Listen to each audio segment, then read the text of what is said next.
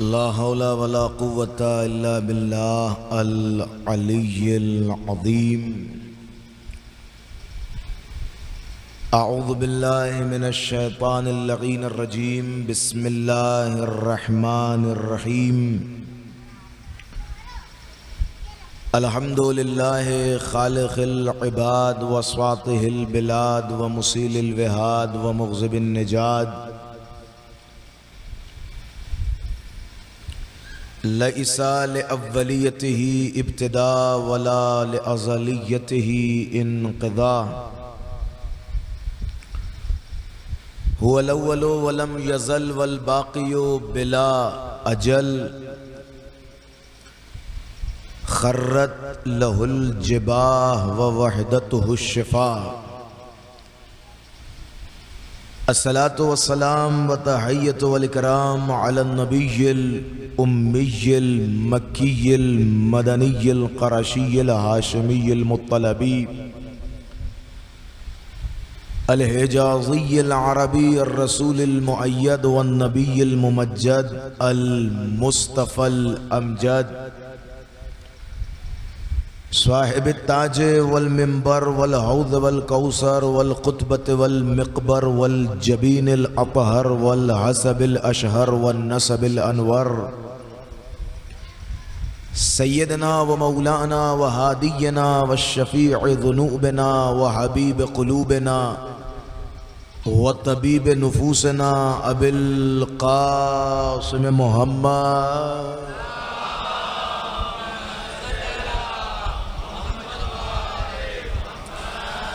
वालिहि तय्यबीन ताहिरीन अल मासूमीन अल मज़लूमीन अल मुंतजबीन अल मुंतखबीन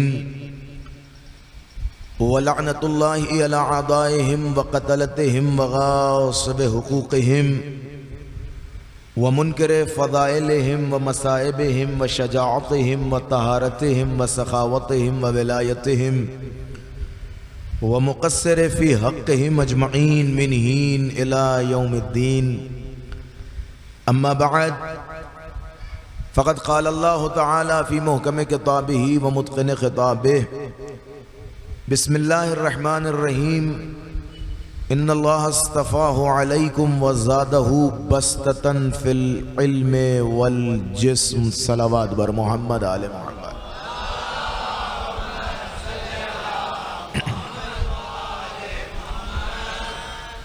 हज़रात, इससे क़ब्ल के आपके दरमियान गुफ्तगू का आगाज़ किया जाए, गुजारिश है मिलकर वारिस अज़ा हज़रत हुज्जत के ज़ुहूर में ताजील के लिए बावाज़े बुलंद सलावत इनायत फरमा दें।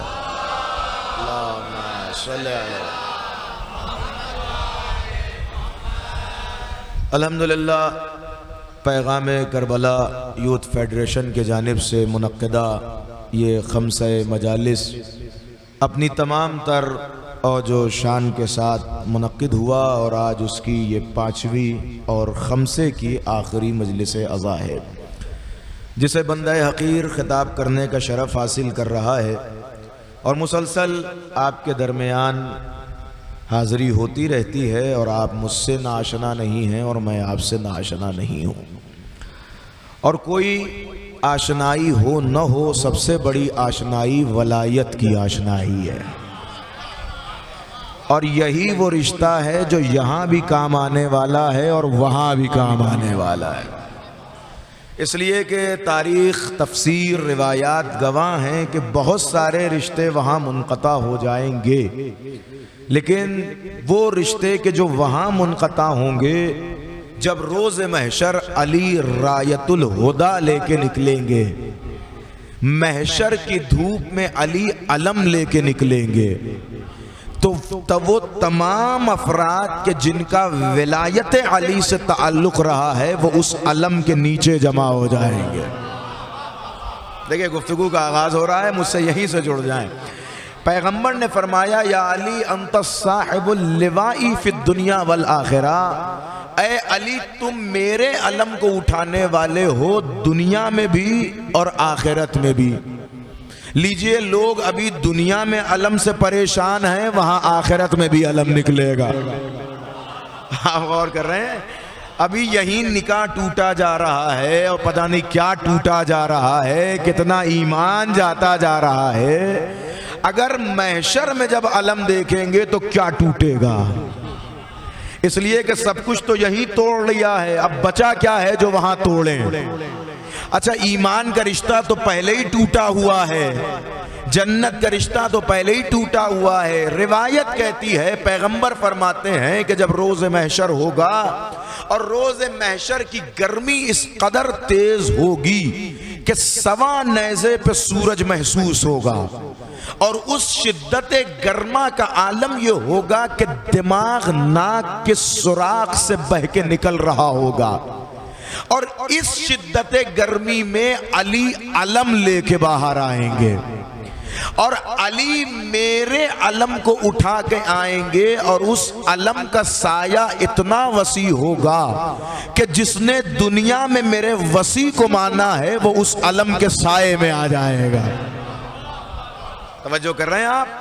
वो उस अलम के साये में आ जाएगा। जो अली के अलम के साये में आ गया वो तमाज़ते शिद्दते आफताब से बच जाएगा।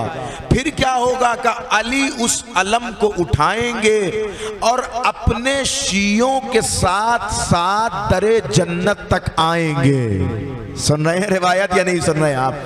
मेरा मौला उस अलम को उठाएगा और अपने शियों के साथ साथ दरे जन्नत तक आएगा, और फिर उसके बाद मेरा मौला उस अलम को जन्नत में रख देगा। लीजिए, एक बात पता चली कि महशर में जो अलम उठेगा वो जन्नत में रख दिया जाएगा। अब मेरा सवाल बड़े हल्के से लहजे में है कि जिन्होंने अलम देख के अज़ाखाना छोड़ दिया, क्या सुन रहा है मुबारकपुर में क्या अर्ज कर रहा हूं? रिवायत कह रही है कि अली अलम को जन्नत में रख देंगे। भाई, यहां अलम देख के अज़ाखाना छोड़ दिया गया, तो क्या वो इस बात पे राजी हैं कि जब दुनिया में अलम देख के अज़ाखाना छोड़ दिया, अगर असली बाप की औलाद हो तो जन्नत में अलम देख के जन्नत भी छोड़। भाई तवज्जो की, सलावत पढ़े जरा मोहम्मद आले मोहम्मद की जात पर। उम्मा सल्ले अला मोहम्मद। देखिए, अभी तो ये तमीद है, धीरे धीरे लोग जमा हो रहे हैं और मंजिल तक गुफ्तगू मंजिल तक पहुंचेगी इंशाअल्लाह। आप जरा गौर कीजिएगा, साहब जन्नत में अलम रख दिया जाएगा। लीजिए, ये भी बताया गया कि या तो जन्नत में अलम रखा जाता है या जहां अलम रखा जाता है वो जगह जन्नत होती है।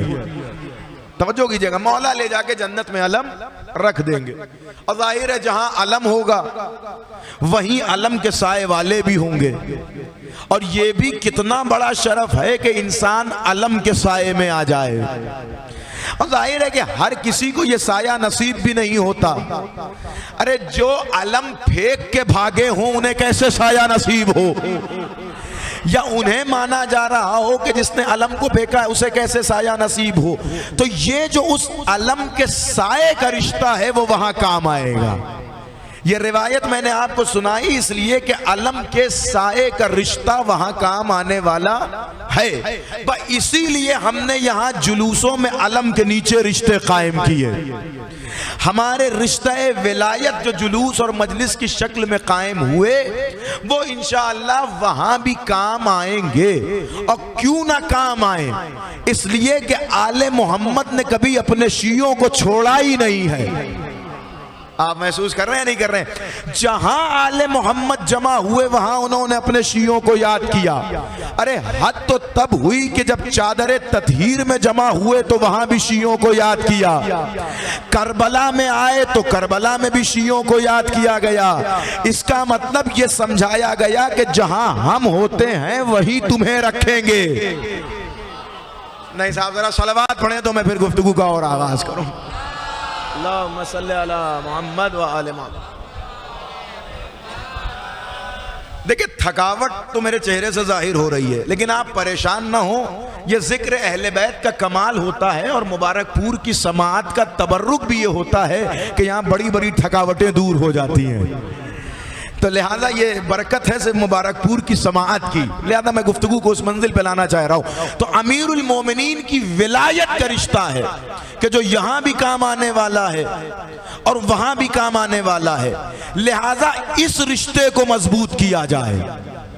और हर किसी से ये रिश्ता बनता भी नहीं है, ये रिश्ता बनना इस बात की दलील है कि दिल से दिल मिल रहा है। आप और कर रहे हैं नहीं कर रहे, दिल से दिल मिल रहा है, इसलिए कि ताल्लुक़ विलायत अली दिल से पाया जाता है। और क्यों ना पाया जाए, इसलिए कि नबी ने फरमाया था जनाब अम्मार से वसीयत करते हुए, ऐ अम्मार अगर सारा जमाना एक तरफ जा रहा हो और अली अकेले एक तरफ जा रहे हो तो अम्मार जमाने के पीछे न जाना, अली के पीछे जाना। नहीं सुन रहे हैं, नहीं सुन रहे हैं आप? जमाने के पीछे न जाना, अली के पीछे जाना। इसका मतलब नबी की हदीस बता रही है कि कभी कभी जमाना अलग रुख पे होगा, इमाम जमाना अलग रुख पे होंगे, तो जमाने को जमाने की तरफ नहीं जाना है, उधर जाना है जिधर इमाम जमाना है। अब हो सकता है अम्मार ने बढ़ के पूछा हो, या रसूल अल्लाह अगर सारा जमाना एक तरफ जा रहा हो, अली अकेले एक तरफ जा रहे हो, तो जमाने को छोड़कर अली की तरफ क्यों जाया जाए? का इसलिए जाना कि अगर जमाना एक तरफ हो, अली अकेले एक तरफ हो, तो हक जमाने के पीछे नहीं होगा, अली के पीछे पीछे चल रहा। हाँ, जुड़ गए आप मुझसे? हक जमाने के पीछे नहीं चल रहा होगा, बल्कि अली के पीछे पीछे चल रहा होगा। क्यों? इसलिए कि नबी पहले कह चुके हैं, अल्लाहुम्मा अदरिल हक हैसुमा दार अली, परवरदिगार हक को उधर उधर मोड़ना जिधर जिधर अली मुड़े। हाय हाय, तवज्जो कीजिएगा, हक को उधर उधर मोड़ना जिधर जिधर अली मुड़े। अब जाहिर है कि जिधर जिधर अली जाएंगे हक उधर उधर जाएगा। हमारे मौला का एक लक़ब है मुसल्लिल क़िबलतैन, यानी मेरे मौला को तन्हा ये शरफ हासिल है कि जिन्होंने दो क़िबले के पीछे नमाज पढ़ी है। हाँ, सुन रहे हैं नहीं सुन रहे? पैगंबर के पीछे जमाअत पढ़ने वालों में, ये तारीख तो आपके ज़हनों में होगी ना, ये अकेला शरफ अली इब्ने अबी तालिब का है कि जिन्होंने दो क़िबले के समत नमाज पढ़ी है। साहब, दो क़िबले का मामला क्या है? ये छोटी सी तारीख आपके ज़हनों में महफूज होगी कि खाना काबा के मौजूद होते हुए नमाज बैतुल मक़दस की समत होती थी। भाई कुरान पढ़े, सूरह दूसरे पारे के सूरह बकरा में ऐलान हो रहा है, बिस्मिल्लाहिर्रहमानिर्रहीम, कद नरा तक़ल्लुबा वजहका फिस्समा, ऐ मेरे हबीब हम तुम्हारे चेहरे को मुसलसल आसमानों में देख रहे हैं और अनकरीब हम तुम्हारे रुख को उधर मोड़ देंगे जिधर तुम चाहते हो। मैं गुफ्तगू गुम नहीं होनी चाहिए। तारीख कहती है, अच्छा इस आयत की तफसीर बता रही है कि पैगंबर का रुख तो बैतुल मक़दस की तरफ होता था, लेकिन दिल काबे की तरफ होता था। हाय हाय, तवज्जो, रुख बैतुल मक़दस की तरफ होता था लेकिन दिल काबे की तरफ होता था।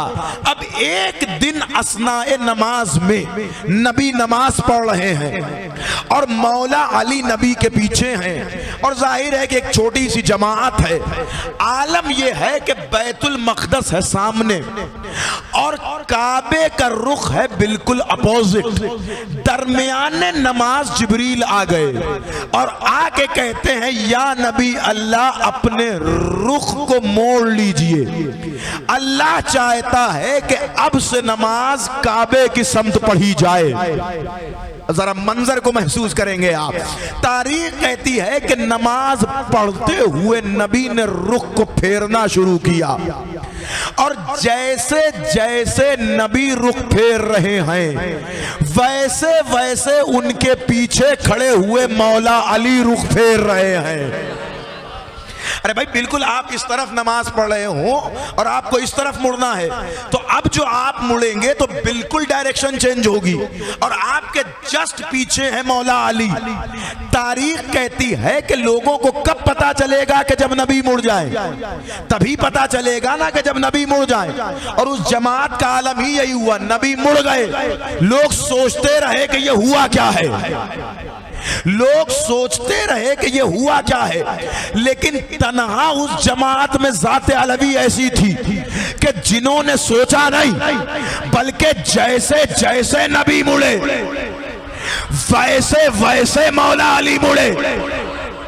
भाई पहुंच रही है मेरी बात? यानी जैसे जैसे नबी का रुख फिरा वैसे वैसे उस जमात में अली का रुख भी फिरा। जैसे जैसे नबी ने किबला अव्वल को छोड़कर काबे का रुख किया, वैसे वैसे मौला अली ने बगैर लम्हों के फासले के किबला अव्वल का रुख छोड़कर काबे की तरफ रुख किया।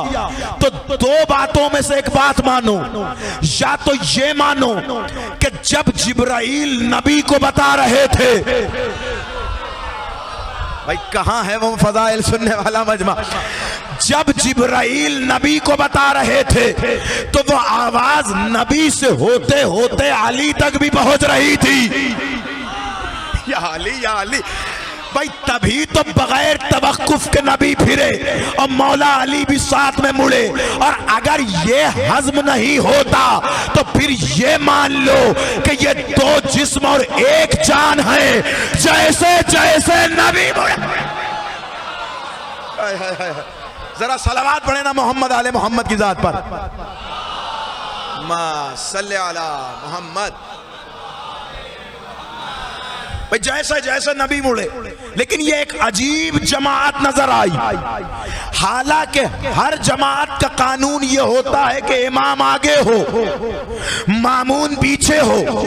अब मुझे बताइए, जब किबले का रुख पलटा, अरे क्या सुना आपने, मैंने क्या अर्ज किया, जब नबी ने किबले का रुख मोड़ा तो अब कौन आगे आया कौन पीछे नजर आया? अरे भाई पहुंच रहा है ये मजमा या नहीं पहुंच रहा है? भाई आप खड़े हो, आपके पीछे कोई नमाज जमात पढ़ रहा हो, आप अपना रुख यूं मोड़ ले और ये भी अपना रुख यूं मोड़ ले, तो इसका मतलब जो आगे था वो पीछे नजर आया, जो पीछे था वो आगे नजर आया। अरे भाई एक ही सफ में खड़े हो गए महमूद और अयाज, न कोई बंदा रहा और न कोई बंदा नवाज। अभी तक जो नबी नमाज पढ़ा रहे थे, बस शक्ले जाहिर वो अली के पीछे खड़े नजर आए। तो अब यहाँ पे हक क्या है का हक ढूंढने की जरूरत ही नहीं है, जो अली के पीछे है वही हक है। अरे भाई क्या सुन रहे हैं? आ जाए जरा सा आगे आ जाए, जरा सा आगे आ जाए। या अली अल्लाहुम्मा सल्ले अला मोहम्मद। एक और सलवात पढ़ें बावाज़े बुलंद नज़मत आले मोहम्मद पर।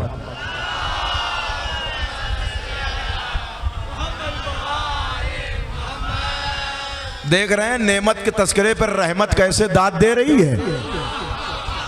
ये होता है नेमत का रहमत से ताल्लुक। एक और बावाज़े बुलंद सलवात पढ़े अज़मत आले मोहम्मद पर। मा सल्ले अला।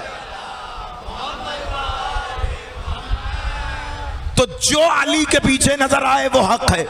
तो कभी कभी ऐसा भी होता है कि नबी खुद अली के पीछे खड़े हुए हैं, लेकिन ये पीछे खड़े होना इसका ये मतलब नहीं है कि नबी अली से पीछे हैं। देखिए कभी कभी आगे किया जाता है ताकि समझ में आए कि कौन आगे है। अरे भाई नबी खुद अली को आगे करके बताना चाहते हैं। अच्छा कि यही तो उम्मत का मसला रहा कि जब जब नबी ने आगे किया, लोगों ने कहा हमें मौका ही नहीं मिलता। जब देखो तब अली को आगे कर देते हैं। यहां अली आगे, वहां अली आगे, इधर अली आगे, उधर अली आगे। एक दिन नबी भी ताके बैठे थे। नबी ने कहा आज देखता हूं किसे शिकायत का मौका मिलता है। जंग खंदक का मैदान नजर आया। या अली, जंग खंदक का मैदान नजर आया, मैदान में अम्र इब्न अब्दुवुद नेज़ा मारकर हलमिन मुबारिस कहता नजर आया, अपने लिए अपना दावर तलब करता नजर आया। मौला नबी में फरमाया मन लिहाजल कल्ब, कौन है जो इस कुत्ते के मुकाबले में जाए। सुन रहे या नहीं सुन रहे? सुना करते हैं आप। एक नतीजा देना चाहता हूं, कौन है जो इसके मुकाबले में जाए। मेरे मौला खड़े हुए, तारीख कहती नबी ने बिठाया कि कौन है जो इस कुत्ते के मुकाबले में जाए। फिर अली खड़े हुए, फिर नबी ने बिठाया। नबी आज ये चाहते हैं कि कोई आगे बढ़े। भाई यही आरजू है ना कि नबी ने हमें बढ़ाया नहीं। आज नबी मौका दे रहे हैं कि मैं अली को बिठा रहा हूं, कोई तो आगे बढ़े। लेकिन तारीख कहती है कि सब ऐसे बैठे रहे जैसे उनके सर पे तायर बैठा हुआ हो। जैसे ही कहा कोई तो आगे बढ़े, 3 बार नबी ने कहा कोई आगे ना बढ़ा। नबी अली को बिठा रहे, तुम आगे बढ़ो, कोई ना बढ़ा, तुम आगे बढ़ो, कोई ना बढ़ा। तो फिर मुझे कहने दीजिए, अमा जो नबी के बढ़ाए ना बढ़े, जो नबी के बढ़ाए ना बढ़े, वो उम्मती के बढ़ाए कैसे बढ़ेंगे। मजबूरन वहां नबी ने फिर मौलाए कायनात को भेजा, या अली आप जाइए, बगैर आपके कोई मामला हल नहीं होगा। तो यहां भी नबी ने मौला अली को आगे किया। ये आगे क्यों कर रहे हैं? ये इसलिए बार बार अली को आगे कर रहे हैं ताकि जो ज़हनी तौर पे पीछे हैं वो थोड़ा विलायत में आगे आए। जो अपनी जहनियत को पीछे रखते हैं वो थोड़ा समझें कि नबी क्या बताना चाहते हैं। नबी ये बताना चाहते हैं कि मेरे बाद जो आगे है वो ये है, मेरे बाद जो तुम सब पे हाकिम है वो ये है। अरे साहब ठीक है नबी आपने बता दिया, लेकिन कोई मेयार भी तो होना चाहिए, कोई बात भी तो होना चाहिए। नहीं तो बूढ़े बूढ़े लोग मौजूद हैं और हमारी तो आदत ही है कि हमने बूढ़ों को माना है। देखिए ज़ईफी पे कोई तनकीद नहीं है। अगर ज़ईफी हबीब इब्ने मज़ाहिर की तरह हो, हाँ ज़हन इधर रखे भाई, अगर ज़ईफी हबीब इब्ने मज़ाहिर की तरह हो तो उस पर करोड़ों सलाम है। और अगर किसी बुढ़े की तरह गार में रोने वाली,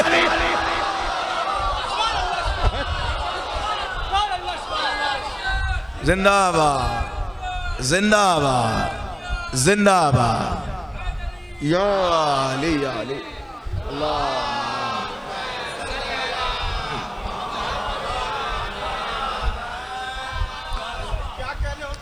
भाई अगर हबीब इब्ने मज़ाहिर वाली ज़ईफी हो तो कोई मसला ही नहीं है।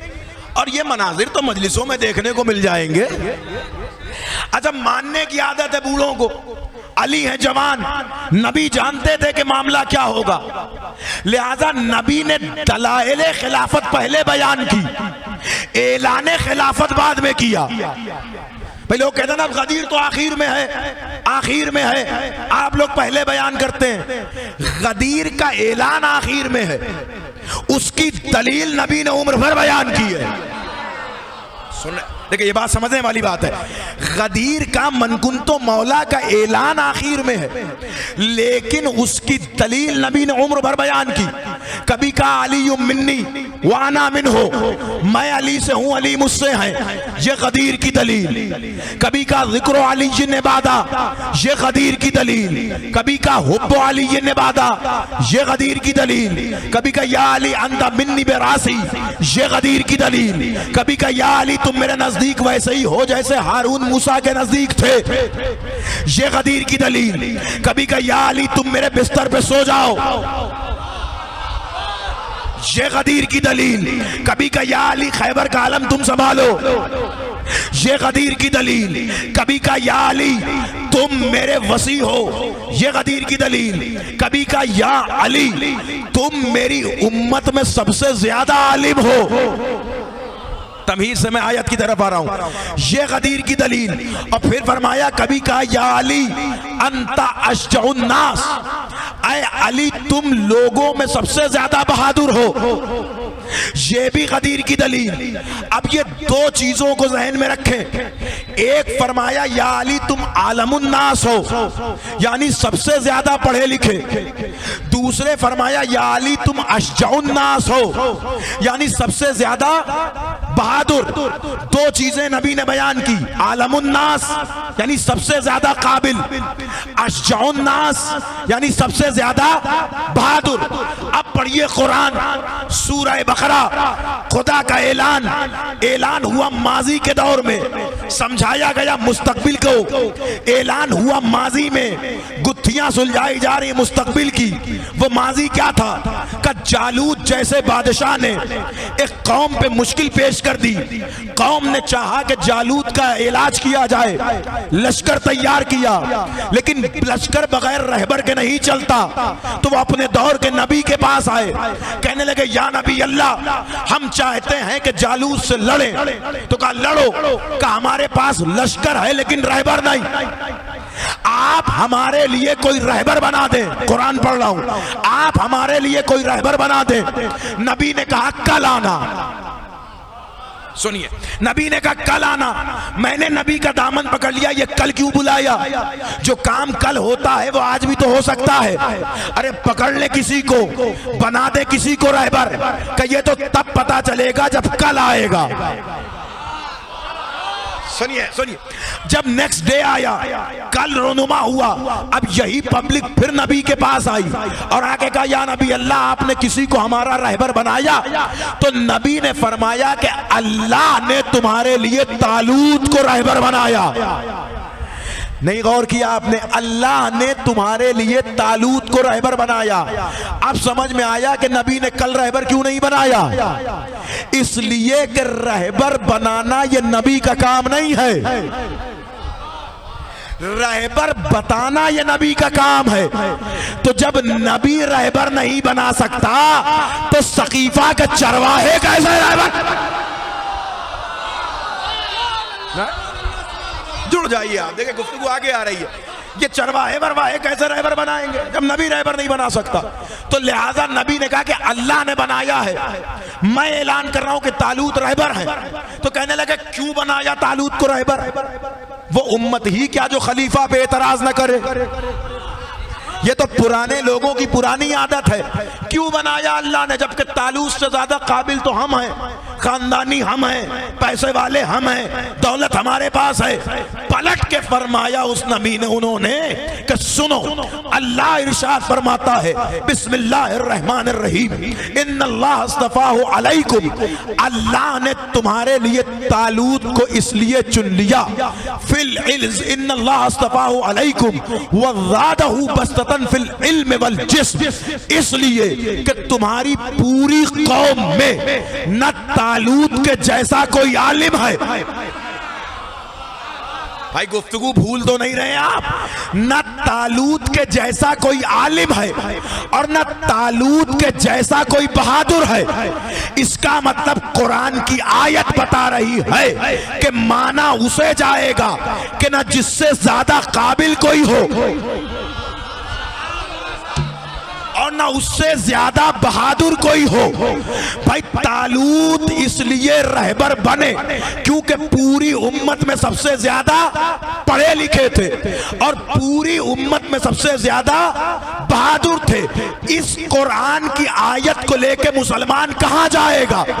अब खुला चैलेंज है, नबी के बाद जिसे मानना है मानो, लेकिन किसी पोसीदा से पोसीदा किताब की गली से गली इबारत में दिखा दो कि नबी ने अली के अलावा किसी की इल्म की जमानत ली हो।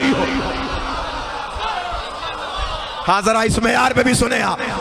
नबी मैं पढ़ चुका कि नबी कह चुके या अली अंता आलमुन्नास, अली लोगों में सबसे ज्यादा काबिल तुम हो। किसी के लिए दिखाओ कि वो अली से ज्यादा काबिल हो, या किसी के लिए दिखाओ कि वो अली से ज्यादा बहादुर हो। अगर आप नहीं दिखा सकते तो आइए हम दिखाते हैं कि जिहालत का इंडेक्स क्या है। नहीं भाई, सही कॉमन सी बात है, या तो तुम इल्म साबित करो या हम आज इस चौराहे पे जहालत साबित करेंगे। या तो ये बताओ कि वो पढ़े लिखे थे, नहीं तो हम बताएंगे कि ना उन्हें आयत पता थी, न रिवायत पता थी, न कुरान का लफ्ज पता था।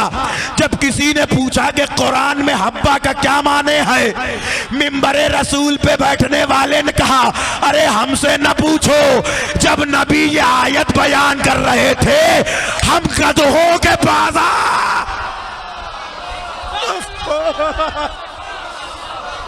सुना या नहीं सुना आपने?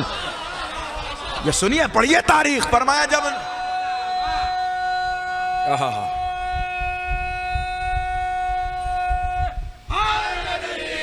या अली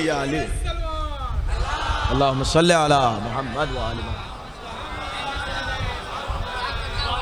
कहने लगे कि साहब इस हब्बा में, कुरान मजीद में जो लफ्ज़ हब्बा आया इसका क्या माना? कहने लगे हमें नहीं पता। का क्यों नहीं पता?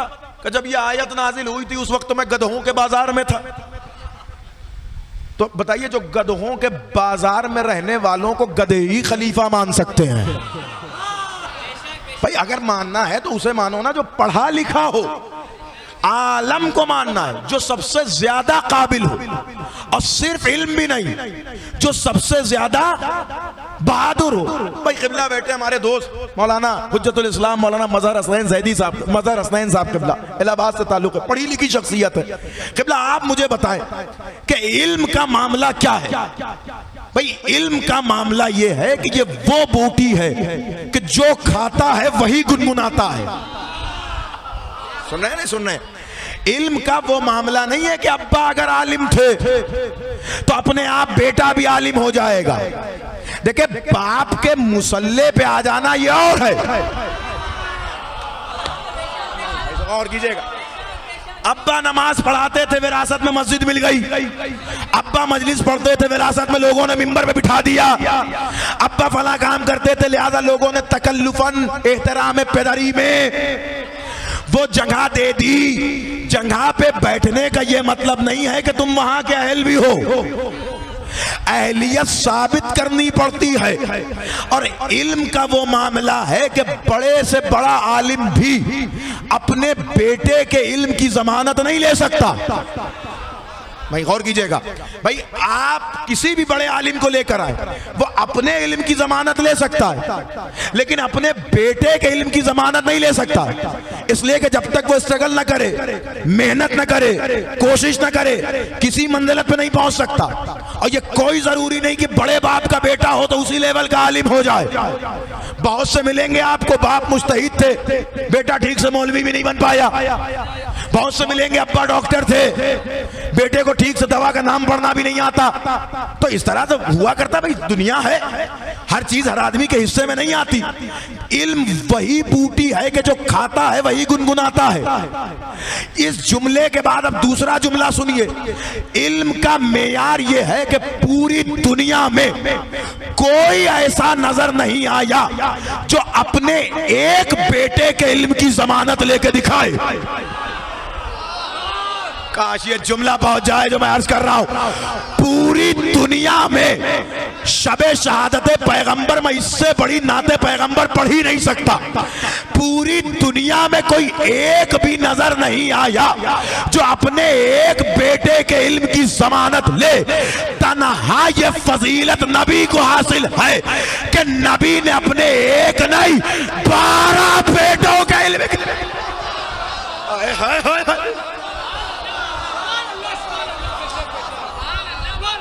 एक नहीं, सलामत रहे। या अली या अली या अली अल्लाहुम्मा सल्ली अला मुहम्मद। किबला एक नहीं 12 बेटों के इल्म की जमानत ली। फरमाया अव्वलुना मोहम्मद व औसतुना मोहम्मद व आखिरुना मोहम्मद व कुल्लुना मोहम्मद। ये कमाल इल्मी ही तो था, ये सिन्फे इल्मियत ही तो थी। अरे अब भी अगर नहीं पहुंचे तो इससे सादा जुमला नहीं है मेरे पास कि यही कमाल जो पहले दौर में नजर आया वही छठे दौर में नजर आया। अरे जब पहले के इल्म का इजहार हुआ तो मिंबर पे बैठने वाले ने कहा कि लौला अली, अगर अली ना होते तो ये खिलाफत हलाक हो जाती। और जब छठे अली ने अपने इल्म का इजहार किया तो उस बड़े इमाम ने, जिसे दुनिया अपना इमाम कहती है, अबू हनीफा फरमाया लौला सनतान, अगर वो 2 साल ना होते जो मैं सादिक आले मोहम्मद की बारगाह में बैठा तो लहलकन नौमान, तो मुझ जैसा नौमान अबू हनीफा का असली नाम, कि मैं हलाक हो जाता। यानी जो लहजा वहां नजर आया वही लहजा यहां नजर आया। अमा जो 2 साल मोहम्मद के बेटे की बारगाह में बैठ जाए उसे तो दुनिया अपना इमाम बना ले। नहीं साहब, जरा सुन रहे हैं या नहीं सुन रहे? देखिए, बैठने का यह मतलब नहीं है कि सीखा भी है, नहीं तो आप भी खूब जानते हैं कि बैठने वाले और होते हैं, सीखने वाले और होते हैं। लिहाजा ये बैठने की जमानत ली है, सीखने की नहीं। फरमाया अगर वो 2 साल ना होते तो नौमान अबू हनीफा हलाक हो जाता। यही लफ्ज वहां भी नजर आया, अगर अली ना होते।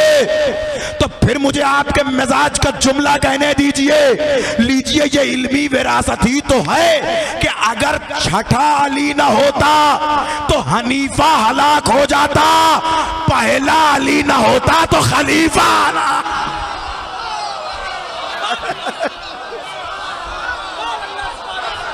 सुना या नहीं सुना? फिर छठा अली ना होता।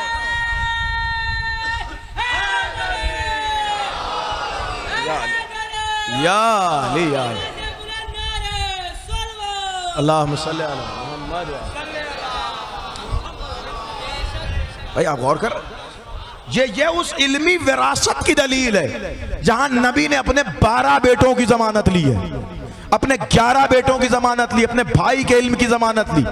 हालांकि मौला अली को भी बेटे की तरह पाला है नबी ने, इसलिए कि कमसिनी की उम्र से मौला अली नबी के साथ रहे हैं। यही तो लोगों को खलता नजर आया कि वो तो बचपन से नबी के साथ रहे, तो आप तो बुढ़ापे में नबी के साथ आए, आप उस लायक बन जाते, आप उस काबिल बन जाते।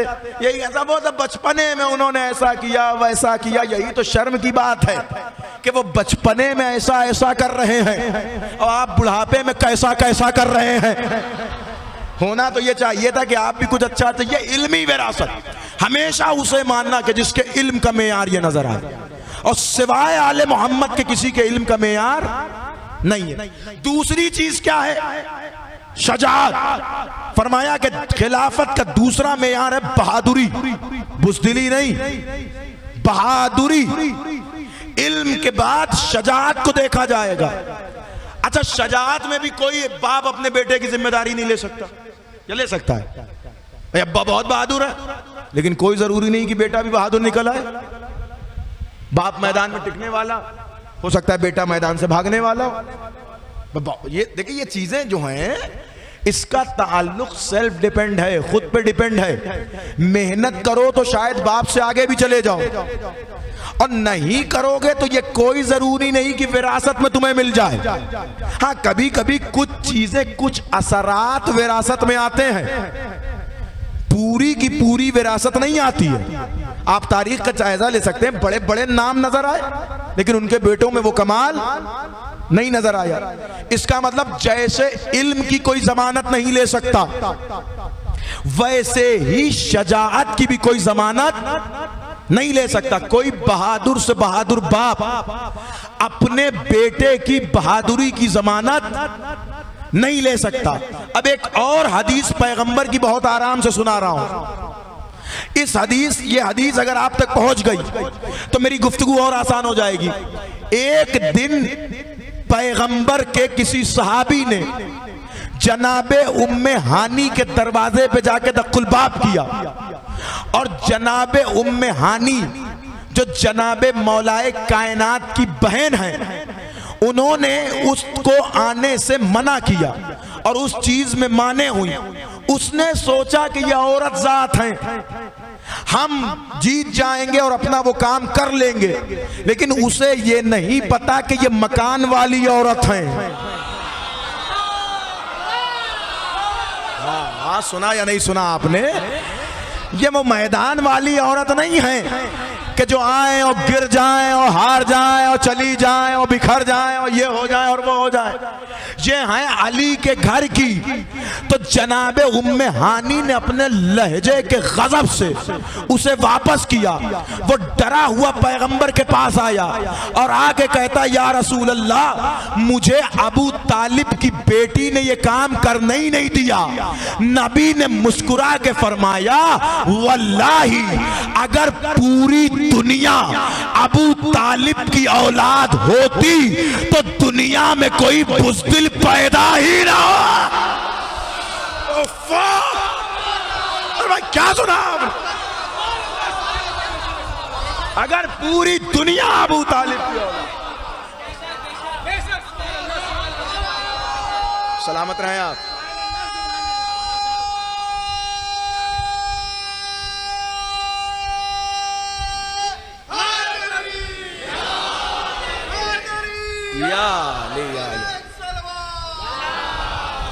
सल्ले अला मोहम्मद।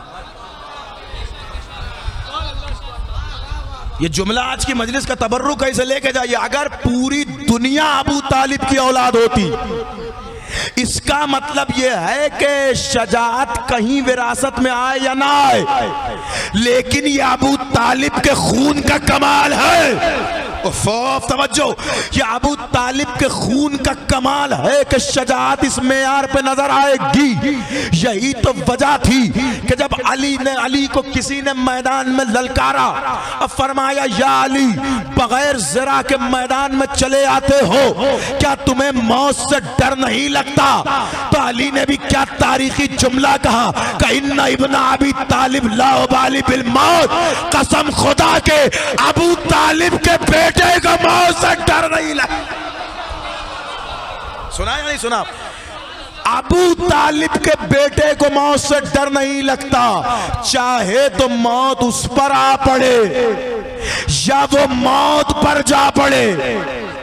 ये हक है सिर्फ अबू तालिब के बेटे को जुमला कहने का कि फरमाया कि अबू तालिब के बेटे को मौत से डर नहीं लगता।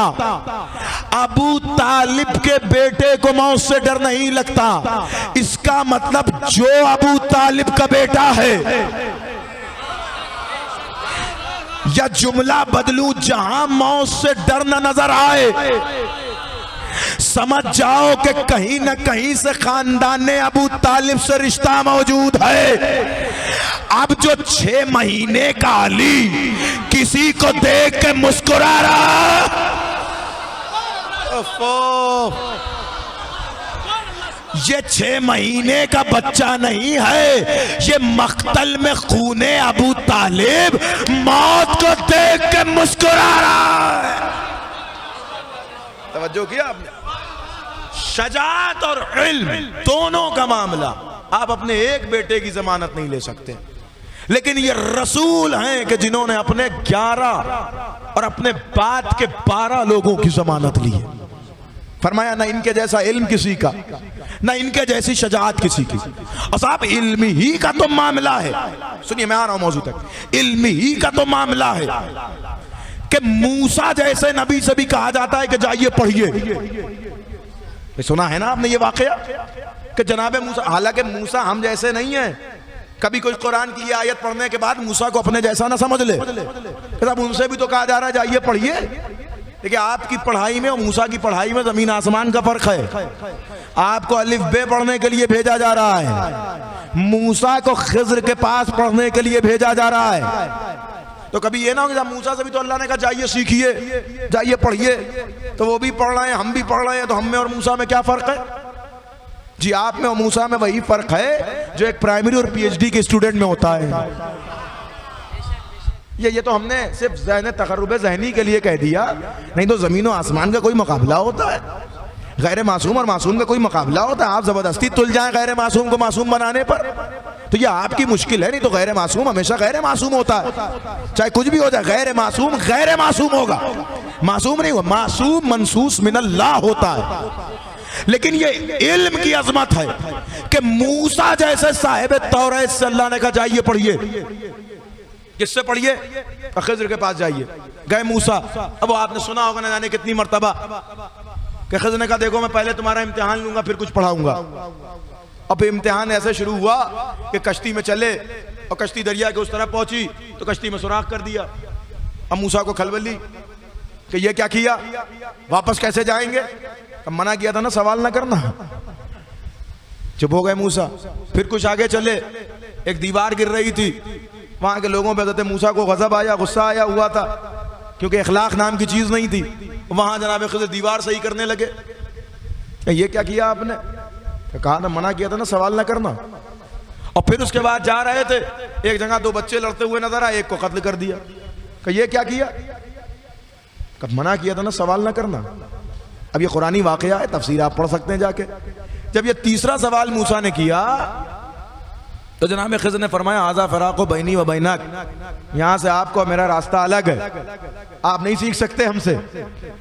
यानी इतना सब कुछ सीखा हुआ नबी। देखिए आप ये गौर कीजिएगा, मूसा कोई आम शख्सियत नहीं है। मूसा अल्लाह के अजीम तरीन नबी में है, साहिबे तौरात और तौरात है मूसा। मूसा वो हैं जिनकी मेजबानी को अल्लाह ने 10 दिन बढ़ा दिए। बुलाया था 30 दिन के लिए, लेकिन इतनी मनाजाते मूसा पसंद आई कि 10 दिन और रोक लिया।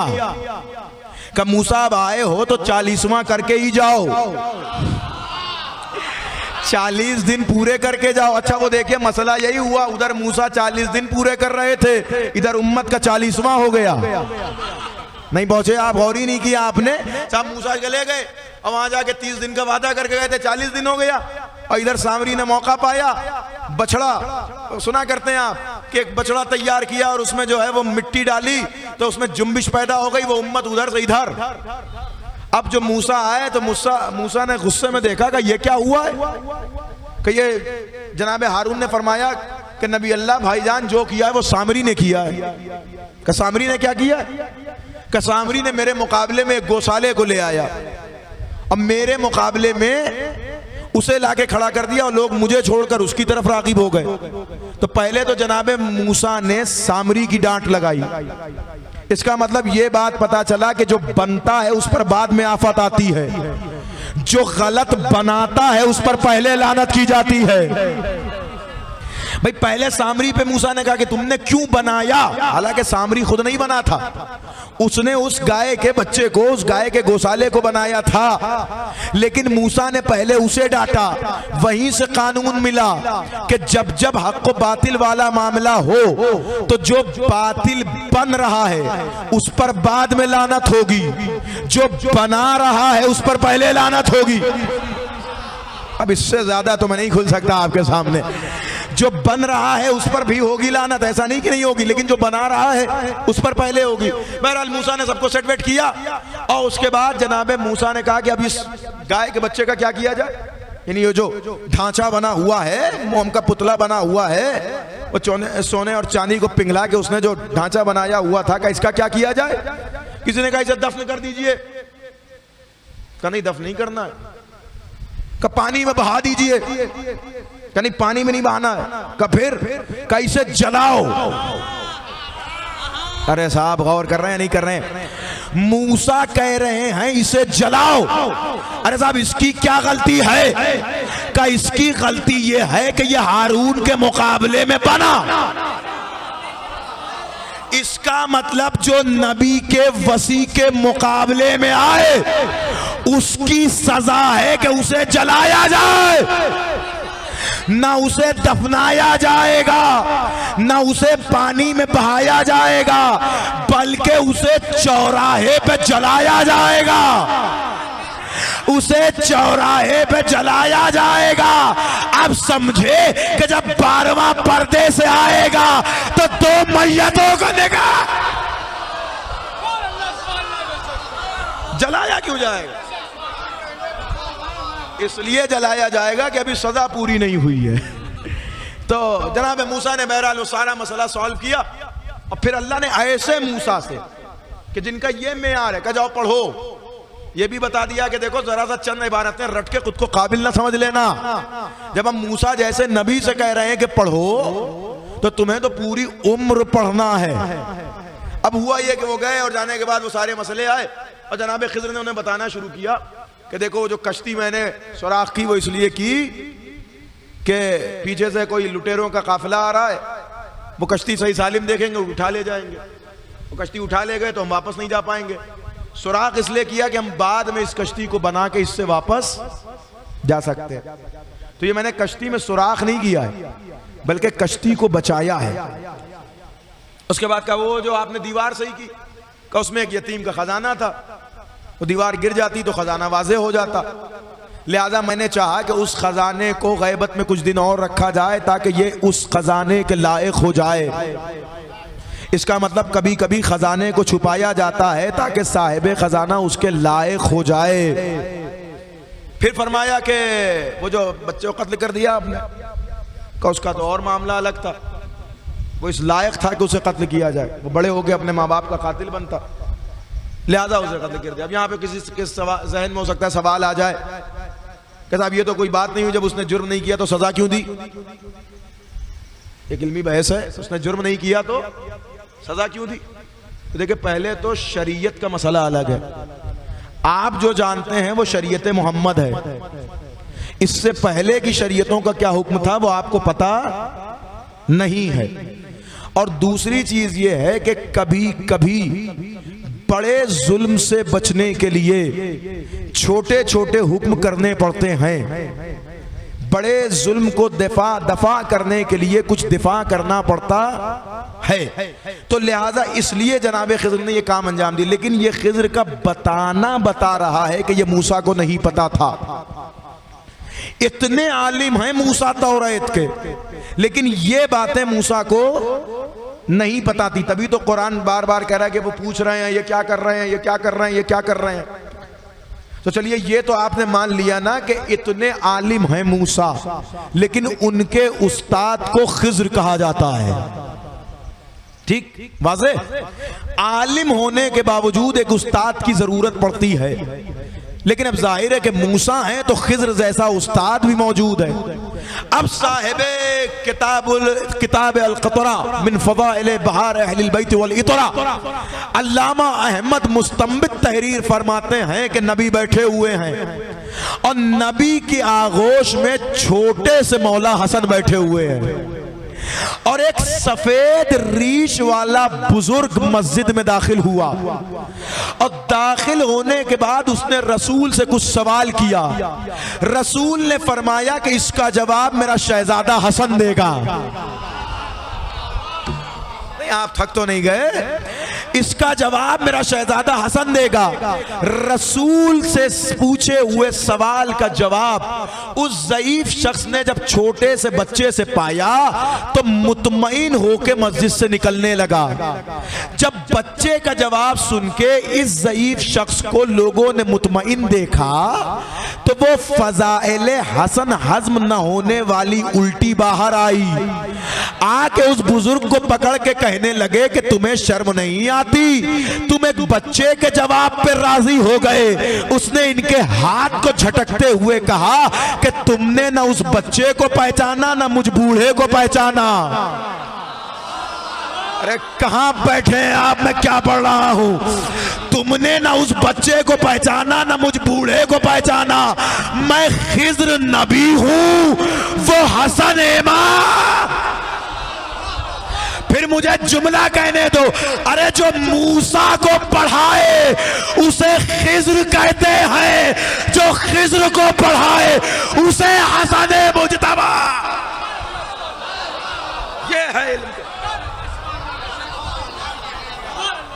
ये है मेयार इल्म। मानना तो उसे मानना कि जिसके इल्म का ये मेयार नजर आए। कहां है इल्म का मेयार? नबूवतों से ऊपर नजर आ रहा है। मूसा के उस्ताद को हसन कहा जाता है। जो मसाइल इल्मी में छोटे से हसन से मशवरत ले, और जाहिर है क्यों ना हो, इसलिए कि इनके इल्म की जमानत भी रसूल ने ली है। और दूसरा मसला शजाअत का, बस यहीं तक मुझे आना था। एक बहुत बड़ा इल्जाम जो लगाया जाता है हमारे और आपके दूसरे इमाम के ऊपर, वो जरा सर्द मिजाज थे, तलवार कम चलाते थे। देखिए मसला यह है कि अगर कोई तलवार नहीं उठा रहा है तो इसका यह मतलब नहीं है कि वो चलाना नहीं जानता। देखिए हमारे मौला हसन का जहां लक़ब मुज्तबा है, जहां लक़ब मुर्तज़ा है, जहां लक़ब करीम है, वहीं हमारे मौला का एक लक़ब है हलीम। हलीम का माना क्या होता है? जाहिर है हमारे यहां तर्जुमा कर दिया जाए बुर्दबार, बुर्दबार साहिब इनकिसार, जो मुनकसिर मिजाज हो। हलीम का माना यह होता है कि जो इंतकाम लेने में जल्दी ना करे। सुनिए साहब, जो इंतकाम लेने में जल्दी ना करे। भाई हम और आप जल्दी करते हैं, है या नहीं है? हमारे यहां देखिए कितनी जल्दबाजी है इंसानों के, कितनी जल्दबाजी। जो भी काम हो जल्दी से हो, मजलिस जल्दी से खत्म हो जाए, नौहा जल्दी से हो जाए, फला काम जल्दी से हो जाए, जल्दी से पढ़ लें, जल्दी से शादी हो जाए, जल्दी से औलाद हो जाए। तो होना भी चाहिए। कुरान में अल्लाह ने कहा है कि इंसान उजलत रखता है, उजलत पसंद है, लिहाजा जल्दी हमारे यहाँ होती है। हम लोगों को ताखीर पसंद नहीं है, खुद चाहे जितनी भी ताखीर करें, लेकिन हमें दूसरों की ताखीर पसंद नहीं है। लेकिन मौला हसन का लक़ब है हलीम। हलीम का माना जो इंतकाम लेने में ताखीर करे। अच्छा साहब, इंतकाम लेने में ताखीर कौन करता है? ये अल्लाह का भी लक़ब है हलीम। इंतकाम लेने में हम ताखीर क्यों नहीं करते? इसलिए कि हमें डर रहता है कि मौका हाथ से निकल ना जाए। भाई पहुंचे इस बात तक? देखिए जरा समय इसमें यार पे ले आया हूं। हमारे यहां जो जल्दी है वो इस बात के डर से है कि कहीं मौका हाथ से निकल ना जाए। लेकिन जिसे पता है कि बच के जाएगा कहां, भाई गौर कीजिए मैं क्या अर्ज कर रहा हूं। जिसे ये पता हो कि भाई ये बच के जाएगा कहां, उसे ये जल्दी नहीं होती कि अभी इंतकाम ले लो। वो चाहे तो 2 दिन बाद ले सकता है, 4 दिन बाद ले सकता है, 10 दिन बाद ले सकता है। यानी इंतकाम लेने में ताखीर वो करता है जिसका इतना अख्तियार हो कि जानता हो कि सामने वाला बच के नहीं जा सकता। सही तवज्जो कीजिएगा। सामने वाला, जैसे अल्लाह का काम है, अल्लाह जल्दी नहीं करता इंतकाम लेने में। क्यों? इसलिए कि अल्लाह जानता है ये बंदा जाएगा कहां। हम या फिरौन खुदाई का दावा कर रहे हो, करो करो, मौका दे रहा हूं तुम्हें, लेकिन मैं भी खुदा हूं। उसी पानी में तुम्हें डुबोया जाएगा जिस पानी से मूसा नजात पाएंगे। भाई तवज्जो कर रहे हैं? जिस पानी से मूसा नजात पाएंगे उसी पानी में फिरौन को डुबोया जाएगा। क्यों? इसलिए कि अल्लाह परवरदिगार जिसने, जब उसने पहले दिन कहा ना रब्बुकुमुल आला, मैं तुम्हारा रब हूं, उसी दिन डुबो देता, उसी दिन खत्म कर देता, उसी दिन फना कर देता। कि नहीं, मैं हूं हलीम। मेरा मिजाज ये है कि मैं इंतकाम देर से लेता हूं, और देर से इसलिए लेता हूं कि ये कितने आगे भी क्यों ना चला जाए, ये मेरे हुदूद से बाहर नहीं जा सकता। अब समझ में आया कि हसन अगर सुलह कर रहे हैं तो इसका यह मतलब नहीं है कि तलवार चलाना नहीं जानते। इसका यह मतलब है कि हसन है हलीम और जानते हैं कि ये कितना आगे जाएगा। कितना भी आगे चला जाए, अगर मेरी तलवार से बच जाए तो कलम से नहीं बच पाएगा। अरे साहब गौर कीजिएगा, अगर मेरी तलवार से बच भी जाए तो कलम से नहीं बच पाएगा। ऐसी सुलह की शर्तें लिखूंगा कि जब जब पढ़ेगा तब तब मरेगा। अरे भाई गौर कीजिएगा, ऐसी सुलह की शर्तें लिखूंगा कि जब जब पढ़ेगा तब तब उसे मौत आएगी। कि ये हसन ने सुलहनामा नहीं लिखा है, हमारी मौत का फरमान लिखा है। लिहाजा ये एक बार साहब सुलह कर ली उन्होंने, सुलह कर ली उन्होंने। सुलह इस वजह से नहीं की कि वो तलवार उठाना नहीं जानते थे। अब एक ऐसा जुमला कह रहा हूं कि अब देखता हूं कौन इस दलील तक नहीं पहुंचता। वो तलवार उठाना नहीं जानते थे इसलिए सुलह करना नहीं, सुलह इसलिए की कि वो जानते थे कि ये कितने आगे तक बच के जा सकता है। और रहा मसला तलवार उठाना नहीं जानते थे तो क्या जंगे जमल भूल गए हैं?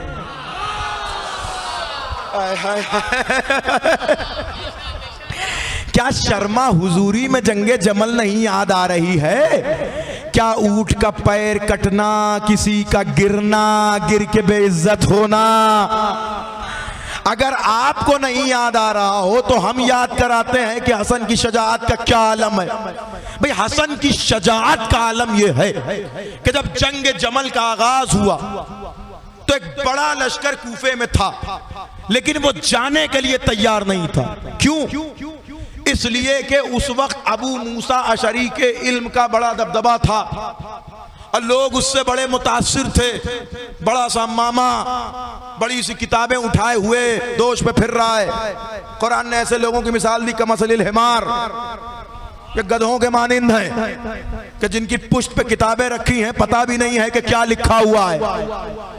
तो वो कूफे के मिंबर पे बैठा, अब बैठ के अपना कयास उसने शुरू किया कि देखो साहब, इस जंग में जाने की जरूरत नहीं है, ये दामाद रसूल और ज़ौजा रसूल के बीच का मामला है, तो लिहाजा आप लोगों को जरूरत नहीं है कि आप वहां जाएं। और उसने बहकाना शुरू किया। अच्छा, ये उसका कयास और इस्तेदलाल इसलिए था कि कोई भी जीते कुछ ना कुछ मेरे हिस्से में आ जाए। इसलिए कि अगर किसी तरफ से लड़ता तो अगर मान लीजिए दूसरा फरीक गालिब आ जाता तो इनकी तो आफत रखी हुई थी। तो इनकी पूरी कोशिश ये थी कि साहब मजमे को न जाने दो और फिर हम ये अलम बलन कर देंगे साहब ना हम तो आपके साथ थे ना आपके साथ थे, तो जो भी जीतेगा फिर हम उसके साथ हो जाएंगे। मेरे मौला अली को पता चला कि ये अबू मूसा अशरी जो है वो कूफे से लश्कर नहीं जाने दे रहा है। मौला ने मालिक अश्तर को भेजा कि जाओ और उसको समझाओ कि अली कौन है। देखिए, मालिक अश्तर फसीहुल कलाम, मुबल्लिग, फसीह, बलीग, अली के मोतबर, जबान की तासीर, लहजा। पहुंचे कूफे में, अब बैठा हुआ है मिंबर पे, अमामे से बड़ा पेट, इल्म की वसा से बड़ी कवाएं लहर रही हैं। अब बैठे हुए सरकार की वाज जारी है, खुतबा जारी है कि देखो मैं तो इस जंग में दोनों तरफ से जाना हराम समझता हूं। जब बात में हराम की बात आ जाती है, ये बताता है कि ये कितने हराम किए बैठे हैं। हराम समझता हूं, हराम समझता हूं। जनाब मालिक अश्तर अपनी फसीह जबान से समझा रहे हैं कि समझ जाओ, लोगों को अली के साथ पे जाने दो, अली के मुकाबले में जाने दो। लेकिन उसने नहीं माना उसने मालिक अश्तर की बात। मालिक अश्तर के लहजे का असर नहीं पड़ा उसके ऊपर। यानी आप समझ लीजिए कितना सनकी किस्म का बुड्ढा था वो, बैठा हुआ मान ही नहीं रहा है। अब जनाब मालिक अश्तर ने कूफे से खत लिखा मौला अली को कि या अली ये तो मान ही नहीं रहा है, मिंबर से उतरने का नाम ही नहीं ले रहा है, बैठा हुआ है मिंबर पर, अजीब बूढ़ा है, समझा रहा हूं समझ ही नहीं रहा है। जैसे ही मालिक अश्तर का खत मौला अली के पास पहुंचा, मौला अली ने कहा मेरे लाल हसन तुम जाओ। नहीं, जुमले को तो संभालना चाहिए था आपको। खत में क्या लिखा था कि ये बूढ़ा मिंबर से उतर ही नहीं रहा है, बैठ गया है, चिपक गया है। अच्छा, शायद अली ने ये सोच के हसन को बुलाया कि हसन को बूढ़ों को मिंबर से उतारने का पुराना तजुर्बा है। अरे क्या सुना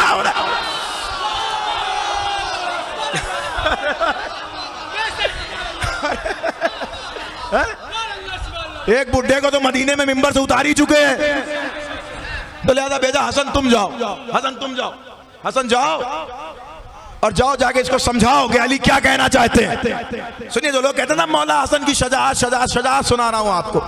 तो मौला हसन की शजाअत, वो बुढ़ा जो मालिक अश्तर से होश में ना आया। सुनिए, तारीख का जुमला संभालिएगा। तारीख कहती है कि जैसे ही मौला हसन कूफे की मस्जिद में दाखिल हुए और अपनी हैबतनाक आवाज में एक जुमला कहा, वो फौरन मिंबर से उतर के नीचे आया। हाय हाय हाय हाय हाय। और हसन के उस जुमले के अदायगी के बाद से एक बड़ा लश्कर कूफे से अली की हिमायत में निकला, अमा जिसका लहजा अबू मूसा अशरी को मिंबर से उतरने पे मजबूर कर दे, उस बहादुर बाप के बेटे को हसन कहा जाता है। उतार लिया मिंबर से, अबू मूसा अशरी मिंबर से उतरा, हसन के क़यादत में लश्कर पहुंचा जंगे जमल में। अब जंगे जमल का आलम यह है कि वहां मेरे मौला की रजस मशहूर है। फरमाया मेरे मौला ने कि नहनो अहलो बैत नबुवा, हम अहले बैत नबुवत के घराने से हैं, वह मादिनुर रसाला, रसालत के घराने से हैं, नहनो उसूद, हम शेरों में से हैं। तवज्जो, ये मौला की रजस मौजूद है, पढ़िए जंगे जमल में मौला हसन की रजस। शायद रजस आपके जहन में नहीं आई। रजस कहते हैं मैदान में जाकर अपना तारुफ कराना। मैं पढ़ चुका हूं ये जुमला, अपने आप को बताना कि भाई मैं कौन हूं। और हमारे यहां सारी रजसें मशहूर हैं, और क्या कहना उस रजस का जिस रजस की धमक आज तक यहूदियत के महल में गूंज रही है। अनल्लज़ी सम्मतनी उम्मी हैदरा, मैं वो कि जिसकी मां ने उसका नाम हैदर रखा है। मेरे मौला ने भी रजस फरमाई, हम शेरों के घराने से हैं, हम अहले बैत नबूवत हैं, हम अहले बैत इस्मत और तहारत हैं। और फिर मौला अली ने बुला लिया, मेरे लाल हसन इधर आ जाओ। अब मोहम्मद हनफिया को भेजा, मेरे लाल तुम जाओ। अब बार बार मोहम्मद हनफिया को भेजा। आखिर में किसी ने मोहम्मद हनफिया से कहा कि आपके बाबा आपको चाहते नहीं है, वो देखिए हसन को बिठाए हुए हैं और आपको बार बार भेजे दे रहे हैं, ये तो कोई बात नहीं हुई। जाहिर है कहने वाले हर तरह के लोग होते हैं, कह दिया करते हैं। जनाबे मोहम्मद हनफिया चेहरे को मुलूल किए हुए अली के सामने खड़े थे। अली ने फरमाया, बेटा जो लोग कह रहे हैं उन्हें कहने दो, और जो मैं कह रहा हूं तुम सुनो। जिसने तुमसे ये कहा कि मैं बार बार हसन को भेज रहा हूं, बार बार तुम्हें भेज रहा हूं और हसन को रोके हुए हूं, तो ये बात याद रखो कि हसन है हमारी आंख और तुम हो हमारे हाथ। और जब आंख पे कोई हमला होता है तो इंसान सबसे पहले हाथ से दिफा करता है। तवज्जो कीजिएगा। तो पहले तो ये समझाया मोहम्मद हनफिया को, अब फिर कहा कि अब जाओ, अब वो जो ऊंट खड़ा हुआ नजर आ रहा है, ऊंट, उस ऊंट का पैर काटो ताकि ऊंट पर, अच्छा देखिए तवज्जो कीजिएगा ये बात, ऊंट पर जो जिसे कहा जाए कि गुमराही का ढांचा रखा हुआ है। भाई आप भी सुन रहे हैं या नहीं सुन रहे? अच्छा एक बात मुझे बताइए, अहले बैत के यहाँ तो जानवरों पे भी जुल्म नहीं होता। ये वही अली हैं कि जिन्होंने अम्र इब्ने अब्दुवुद के पैर बस इसलिए काटे थे कि उसने घोड़े का पैर काट दिया था। है या नहीं? आप मुझे बताएं क्यों काटा था अम्र इब्ने अब्दुवुद का पैर? का इसलिए कि उसने घोड़े का पैर काट दिया था कि मैं मैदान से वापस नहीं आता। अली ने तुझे पता है उसे कितनी तकलीफ हो रही? ये कह के उसके पैर पे वार किया ताकि तुझे उस जानवर की तकलीफ का एहसास हो। तो जिस अली को यहां जानवर का पैर काटना नहीं पसंद है, वो अली जमल में क्यों कह रहे हैं? अगर इस बात तक आप पहुंच जाएं, वो अली जमल में क्यों फरमा रहे हैं कि जाओ उस ऊंट का पैर काट के आओ? असल में मसला यह है कि तारीख से जब पूछा गया कि वो ऊंट क्या था, फरमाया वो ऊंट नहीं था बल्कि ऊंट की शक्ल लेकर शैतान आया हुआ था। नहीं साहब, मसला यह है कि मसला ये है कि आप नुक्ता सुनना चाह रहे हैं तो फिर नुक्ता ही सुन लीजिए आप। असल में वो ऊंट नहीं था, वो ऊंट की शक्ल में शैतान था। अच्छा आप जरा गौर कीजिए कि वो बेटा ही क्या, वो नस्ल ही क्या जो बाप से आगे ना बढ़ जाए। अरे साहब गौर कीजिएगा, वो नस्ली ही क्या जो बाप से आगे ना बढ़ जाए। भाई मैदाने जमल में जो ऊंट था उस पर कोई बैठा हुआ था, कब वो ऊंट नहीं था, शैतान था। हमने देखा कि जब एक बुढ़ा नबी के मिंबर पे आया तो उसने कहा कभी कभी मेरे ऊपर शैतान सवार हो जाता है। या अली मैं क्या अर्ज कर रहा हूं, कभी कभी मेरे ऊपर शैतान सवार हो जाता है, तुम लोग उसे उतार दिया करना। और फिर हमने देखा कि एक साहिबा शैतान पर सवार होके आई। फिर मुझे कहने दो, बाप वो है जिस पर शैतान सवार हो, औलाद वो है जो खुद शैतान पर सवार। भाई ये रिवायत है कि मौला से फरमा,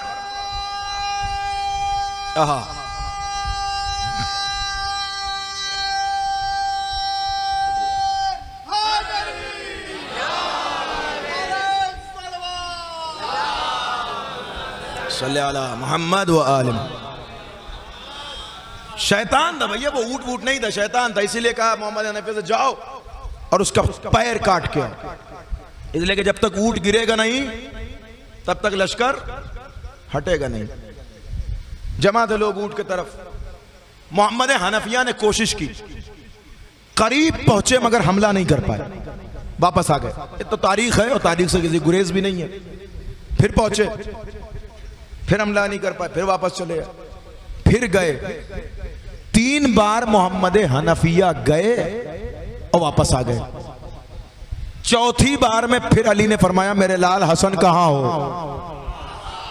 आप भूल तो नहीं गए इल्म और शजाअत। इल्म हसन में पढ़ चुका, शजाअत हसन पे गुफ्तगू हो रही है। आवाज दी मेरे लाल हसन कहां हो। जी वही हसन जिसके लहजे की गरज कूफा फतह कर चुकी है। हसन से फरमाया मेरे लाल जाओ, और वो ऊंट खड़ा नहीं रहना चाहिए। तारीख कहती कि इधर अली ने कहा, उधर हसन ऊंट के पैरों के पास नजर आए। शायद गौर ही नहीं किया आपने मेरे मौला की शजाअत को। अरे भाई ये काम 3 मर्तबा मोहम्मद हनफिया करने की कोशिश कर रहे हैं लेकिन नहीं कर पाए। अली ने एक बार हसन से कहा, हसन तलवार का वो मोजज़ा दिखाते हुए ऊंट तक पहुंचे और ऊंट के पैर पे ज़रब मारी और ज़रब मार कर ऐसे पलटे कि जैसे अली आमर इब्ने अब्दुवुद का सर लेके वापस आ रहा है। एक हमले में पूरी जमल को गिराकर हसन अली का लाल हसन वापस आया। अब वापस आने के बाद अली के बगल में खड़े हो गए। अब जाहिर सी बात है, कॉमन सी बात है, मिजाज इंसानियत है कि जो काम मोहम्मद हनफिया 3 बार में न कर पाए वो काम हसन ने एक बार में किया। अली ने मोहम्मद हनफिया का चेहरा देखा, चेहरे पर रंगत देखी, रंगत देख के कहा, ऐ मोहम्मद हसन का मुकाबला न करना, तुम मेरे बेटे हो। हसन सिर्फ मेरा बेटा नहीं है बल्कि फातिमा का भी बेटा है। सुनिए सुनिए जुमला सुनिए जाके, हसन सिर्फ मेरा बेटा नहीं है बल्कि फातिमा का भी बेटा है। चलिए अली के इस जुमले से ये पता चला कि शजाअत के कमाल के लिए सिर्फ अली का खून होना काफी नहीं। सुन रहे या नहीं सुन रहे?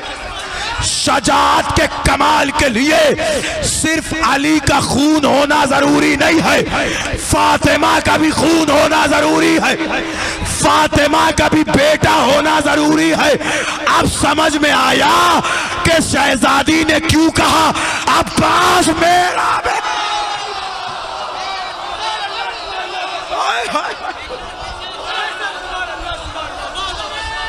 सलामत रहे आप। या अली या अली या फिक्र मसाइल बताए थे।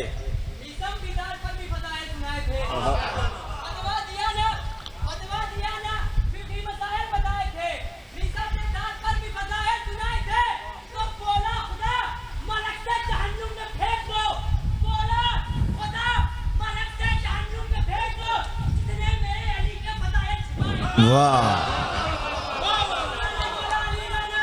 बेशुमार,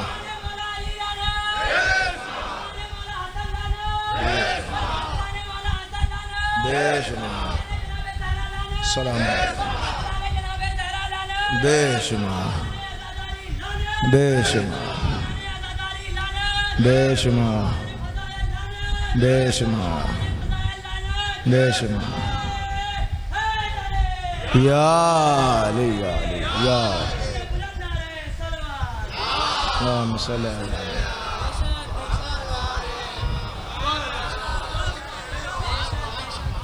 अब हसन की शजाअत पे बात हो रही है। वो शजा नहीं थे, बहादुर नहीं थे, और ये थे और वो थे और फला थे। कहीं ऐसा तो नहीं कि जमल पे पर्दा डालने के लिए ये बात कर रहे हो? चाहते हो कि हसन की शजाअत पे बात ना हो ताकि जमल का किस्सा याद ना आए। लेकिन याद रखो, जब तक तारीख में सिफ़ैन और जमल मौजूद है, साबित होता रहेगा कि अली का लाल अली की तरह लड़ता है। अली का लाल अली का जलवा रखता है। हसन न इल्म में कोई जवाब नजर आया, न शजाअत में कोई मेयार नजर आए। उसी मेयार पे नजर आए जिस मेयार पे अली नजर आए। ये जमल नहीं है, ये हसन की शजाअत का सेहरा है। ये जमल नहीं है, मैदान जमल में हसन की शजाअत का ऐलान हो रहा है। भाई हजारों मरतबा आपने सुना होगा मौला हसन के बारे में, लेकिन जरा इस नहज से सुनिए। मानना उसे है कि न जिसके इल्म का जवाब हो, न जिसकी शजाअत का जवाब हो। नबी की आगोश बताएगी कि हसन से ज्यादा आलिम कोई नहीं। जमल का मैदान बताएगा कि हसन से ज्यादा बहादुर कोई नहीं। तो अब जिन्होंने मुकाबले में हसन के आने वाले को माना और इस बात पे अड़े हैं कि साहब खालू और इनको उनको माना जाएगा, तो ये रिश्ता खालू समझ में आता है, नबी का नवासा समझ में नहीं आता है। हाँ, कातिबे वही समझ में आता है, और नबी की आगोश में बैठ के लौहे महफूज पढ़ने वाला नहीं समझ में आता है। आप जरा गौर कीजिएगा, ये किस किस रुख पे ले जाया जा रहा है भाई? कौन सी बात की जा रही है? कौन सी बात की जा रही है? सुलह हो गई थी, सुलह हो गई थी, सुलह हो गई थी। किस किस किस बुनियाद पर सुलह हुई थी?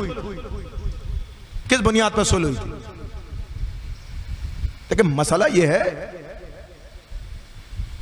कि अगर जब तक तारीख के दामन को चाक करके चीजें पढ़ी नहीं जाएंगी, तब तक मसला हल नहीं होगा। ये जो सुलह का मामला है, जब सुलह हो गई थी, सुलह हो गई थी,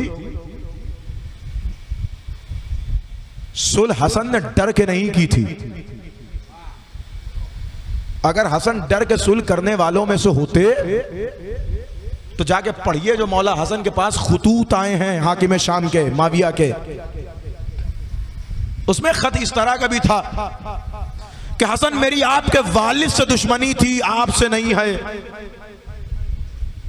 पढ़िए, खत पढ़ रहा हूं आपके सामने। मेरी आपके वालिद से दुश्मनी थी, आपसे नहीं है। या ऐसे मीठे लोग से तो और बचना चाहिए। मेरे आपके अब्बा से दुश्मनी थी, आपसे नहीं है। आपके वालिद साहब के लिए मैंने तख्त नहीं छोड़ा, लेकिन अगर आप चाहें तो मैं आपके लिए तख्त छोड़ सकता हूं। अरे हसन भी जानते हैं जो अली का वफादार नहीं है वो हमारा वफादार कैसे हो? अगर आप चाहें तो मैं आपके लिए तख्त छोड़ सकता हूं। आप चाहें तो मैं आपको यह खिलाफत दे सकता हूं। मेरे मौला ने बस एक जवाब लिखा कि मेरा वही जवाब है जो मेरे बाबा का जवाब था। आपने गौर ही नहीं किया। हसन कह रहे मेरा वही जवाब है जो मेरे बाबा का जवाब था, इसलिए कि मैं अपने बाबा की जगह पे हूं। और जाहिर सी बात है भाई, बाबा की जगह वही होगा ना जिसका बाबा इस काबिल हो। अरे जिसके बाप के खाने में आज भी 4-4 बाप के नाम लिखे हुए हो। आप जरा गौर कीजिएगा, जाके पढ़िए तारीख। मौला फरमाते हैं कि मेरा वही जवाब है जो मेरे बाबा का था। उसके बाद यानी ये लहजा बता रहा है कि हसन सुलह के लिए आमादा नहीं है। अब फिर उसके बाद उसने खजानों के दहाने खोल दिए और इधर दिरहम उधर दीनार, इधर सरदार बिकना शुरू हुए और ये बिके और वो बिके, फला बिके और ढेका बिके, अब बड़े बड़े कद के बिके और छोटे छोटे कद के बिके और कुछ खानदानी लोग भी बिके। तो जब ये बिक गए फिर हसन लड़के क्या करते, किसके लिए हसन जंग करते भाई? रही बात उसे शिकार करने की, तो हसन तो जानते हैं कि इसे तो मैं कलम से भी मात दे सकता हूं, इसे तो मैं कलम की नोक से मात दे सकता हूं। और ये कहकर फिर हसन इब्ने अली ने सुलह की शर्तें लिखी। अच्छा, ये कमाल की सुलह है कि शर्तें भी हसन लिख रहे हैं, और शर्तें नहीं लिख रहे हैं बल्कि एक मजबूत तौक है जो हाकिम शाम के गले में डाल रहे हैं। पहली शर्त लिखी कि तुझे कुरान और सुन्नत पर अमल करना पड़ेगा। यह शर्त बता रही है कि इससे पहले अमल। अब पढ़ो शर्तें, सुलह की शर्तें क्या हैं। सुलह की पहली शर्त, तुझे कुरान और सुन्नत पर अमल करना पड़ेगा। तो कहां है काफी ये कुरान वाले जिनके लिए कुरान काफी था? भाई अगर काफी था तो हसन को लिखना क्यों पड़ रहा है कि तुम्हें कुरान पे अमल करना पड़ेगा? इसका मतलब हसन बता रहे हैं कि जिन्होंने हसन को छोड़ा ना उनके पास कुरान है ना सुन्नत है। तो जब सुन्नत नहीं तो फिर काहे के अहल? सुन्नत तो होनी चाहिए, तब तो उसके अहल साबित हो गए। फरमाया तुझे कुरान और सुन्नत पर अमल करना पड़ेगा। दूसरी शर्त लिखी कि तू अपने बाद किसी को अपने तख्त पर बिठाने का हकदार नहीं है। यह शर्त भी बता रही है कि तुम्हें खुद भी बैठने का अख्तियार नहीं था। तीसरी शर्त यह लिखी कि मेरे बाबा पे सब्ब शतम नहीं होगा। इसका मतलब यह है कि तुम जो कर रहे हो वो गलत कर रहे हो। और उसके बाद हसन ने मुसलसल शर्तें लिखने के बाद कहा, अब बताओ तुम्हें सारी शर्तें मंजूर हैं या नहीं? उसने उस वक्त कहा कि हाँ हाँ हमें सारी शर्तें मंजूर हैं। इस मंजूरी का मतलब है कि आज से पहले ये चीजें नहीं थी। हसन यही तारीख में लिखवाना चाहते थे कि अब कम से कम तुम अपनी असलियत पहचान लो कि हसन को छोड़ोगे तो ऐसे कोई मानना पड़ेगा कि न जिसके पास दीन है, न कुरान है, न शरीयत है, न लफ्ज है, न हकीकत है, न ईकान है, बस है तो लिए दिए हुक्मरानी का शौक है, हुकूमत का जज्बा है और लोगों को अपने सामने सिर्फ और सिर्फ झुकाना है। और फिर हसन ने शर्त लिखी कि अब किसी भी नफ्से मोहतरम को तुम कत्ल नहीं करोगे। इसका मतलब हसन की शर्त ने यह भी बताया कि यह पुराना कातिल है। तभी तो हसन लिख रहे हैं कि तुम्हारे उससे शियों के खून महफूज रहेंगे।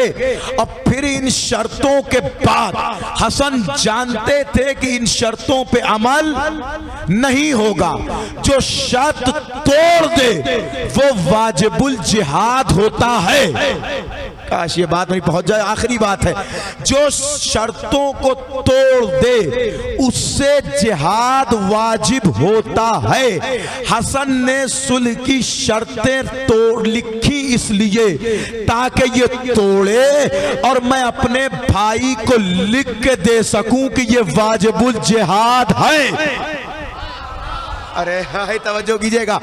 और जमाने को समझ में आए कि हसन यूं ही तलवार नहीं उठा रहे थे।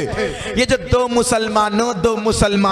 मुसलमानों का मामला लेके आते हो, मामला मुसलमानों का है ही नहीं, मामला सिबते नबी का है। और रसूल फरमा के गए हैं, इन्नल हसना वल हुसैन इमामान कामा औकादा। हसन और हुसैन उम्मत के इमाम हैं, चाहे बैठे हो तब भी इमाम। और चाहे खड़े हो तब भी इमाम। रसूल पहले कह चुके हैं कि अगर मेरा हसन खड़ा हो तब भी इमाम, बैठे तब भी इमाम। ये हसन की सुलह नहीं थी, बल्कि हसन सुलह की शर्तों की शक्लों में लिखना चाह रहे थे कि शाम के तख्त पे बैठने वाला मेरी निगाह में वाजिबुल कत्ल है। अब ये उम्मत का मुकद्दर है कि जो मेरी निगाह में वाजिबुल कत्ल है उसे उसे तुमने माना है। जाके तारीख पढ़िए कि जिसे माना गया वो वाजिबुल कत्ल नजर आया। अब वो मुकद्दर की बात है कि तुम्हें पसंद ही ऐसे लोग आए कि जो वाजिबुल कत्ल फिर नजर शरीयत नजर आए, जो शरीयत की नजर में वाजिबुल कत्ल नजर आए।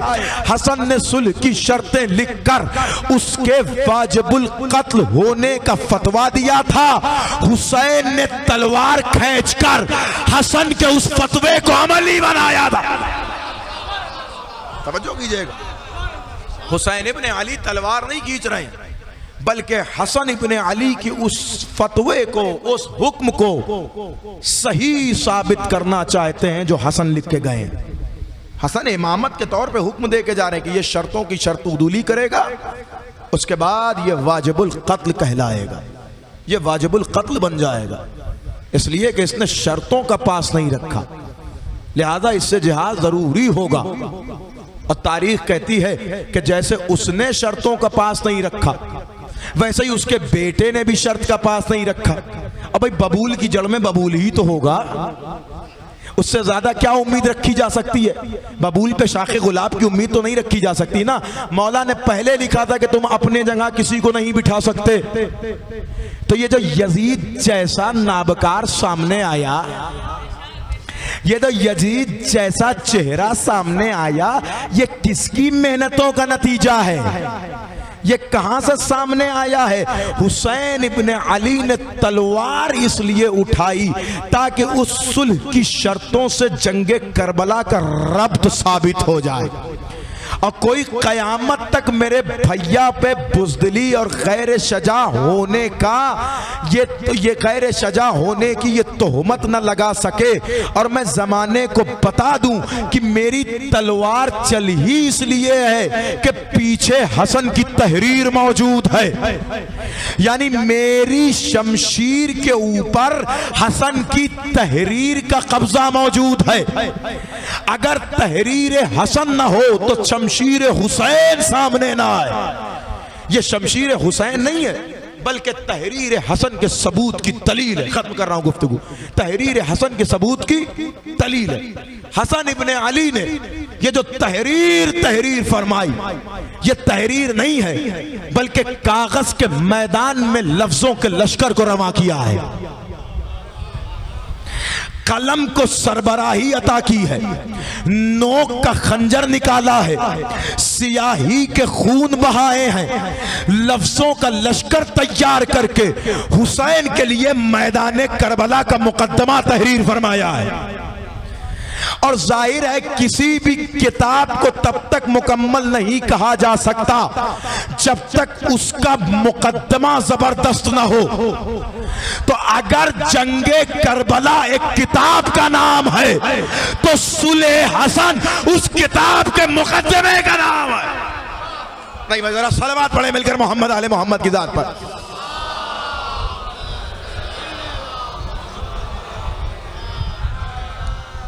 अगर करबला एक किताब का नाम है तो सुलह हसन उस किताब के मुकद्दमे का नाम है। ये हसन की शजाअत की दलील है। सुलह नहीं है, बल्कि हसन के अली के बेटे होने की दलील है कि आलम सुलह में भी हसन का लहजा नहीं बदला। हसन ने उसी लहजे से बात की जिस लहजे में अली बात किया करते थे। और जाहिर है कि ऐसे लोगों से लहजा बदलने की जरूरत भी नहीं है। ये लहजों के लिए ये लोग ऐसे नहीं हैं कि जिनसे नर्म लहजा रखा जाए। ये उसी लहजे के मुस्तहक हैं जिस लहजे में हसन बात कर रहे हैं। और फरमाया तुम अपने आप को मेरे बराबर समझते हो? तुम्हारी हैसियत क्या है? तुम्हारी औकात क्या है? क्या हम वो जमीनें नहीं जानते जिस जमीनों में तुम पैदा हुए हो? क्या हम नहीं जानते कि तुम्हारी माओं का काम लकड़ियां चुनना था? क्या हम नहीं जानते कि तुम्हारे फराश क्या हैं?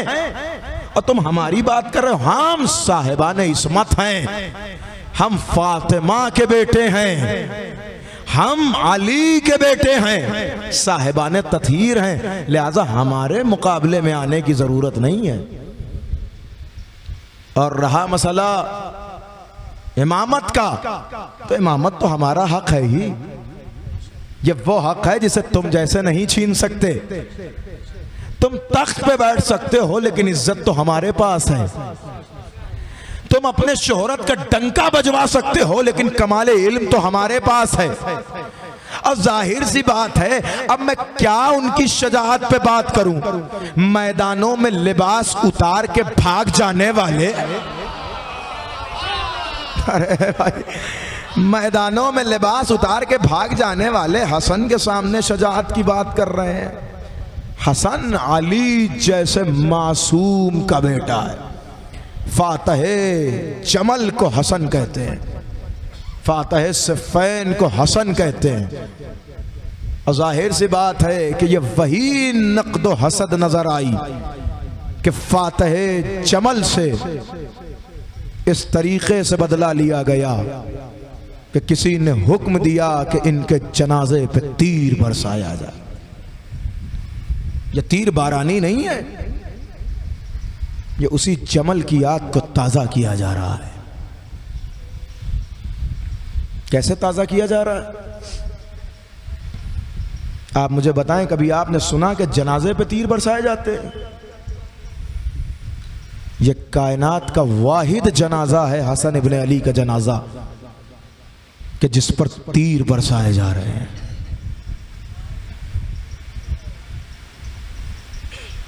और उसी मदीने की गलियों में तीर बरसाए जा रहे हैं जिस मदीने में रसूल ने अपने दोष पर उठा उठा के हसन को पहचानवाया।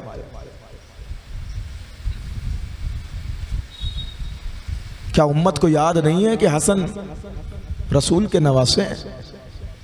क्या लोगों को याद नहीं है कि हसन कौन है? मख्तल का फिक्रा है कि हसन जब दुनिया से रुखसत होने लगे तो जोधा से पूछा, क्या मैंने कभी तेरे हक में कोई कोताही की है? फिक्रा है कि वो जवाब नहीं दे पाई। जवाब दे भी तो क्या जवाब दे हसन जैसे इमाम को? पानी में जहर मिला के हसन के हवाले किया गया, जिगर के टुकड़े कट कट के गिरने लगे। जरा सोचें कि फातिमा के जिगर पे आज क्या गुजर रही होगी। एक तरफ रसूल का पुरसा ले रही हैं फातिमा, मेरा बाबा आज दुनिया से रुखसत हुआ। ऐसा बाबा कि जिसके रुखसत होने के बाद बतूल को रोने नहीं दिया गया। क्यों रोने नहीं दिया गया? तारीख कहती है कि लोग कह रहे हैं, अबल हसन फातिमा से कहिए या दिन में रोए या रात में रोए। अली ने एक घर का, एक बैतुल हुज़्न तामीर किया जिसमें एक दरख्त का साया था। ज़हरा वहां जाकर रोया करती थी। मख्तल का फिक्रा, कुछ दिन बाद उस दरख्त को काट दिया गया। अब ज़हरा बाबा पर कहां रोए? का वहीं जलती हुई धूप में बैठ गई फातिमा और या बता कह के गिरिया करना शुरू। ए बाबा, देख रहे हो आपकी उम्मत ने मेरे साथ क्या किया, और आज आप फातिमा को 3-3 पुरसे देने आए। ए बीबी, आपको आपके बाबा का पुरसा। ए बीबी, आपको आपके लाल हसन का पुरसा। और ए बीबी, हुसैन के उजड़े हुए घर का पुरसा।